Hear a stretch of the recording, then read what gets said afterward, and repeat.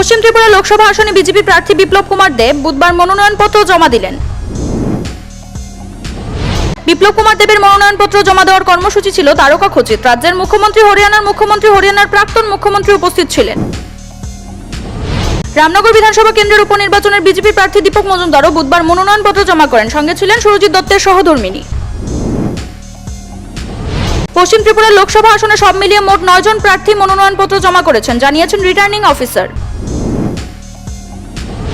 পশ্চিম ত্রিপুরা লোকসভা আসনে ইন্ডিয়া জোটের প্রার্থী আশিস কুমার সাহাও সেদিন মনোনয়নপত্র জমা দিলেন। আশিস সাহার মনোনয়নপত্র জমা দেওয়ার সময় কংগ্রেসের পাশাপাশি বাম দলের নেতাকর্মীরাও সঙ্গে ছিলেন। আগাম ঘোষণা সত্ত্বেও আসেননি কানাইয়া।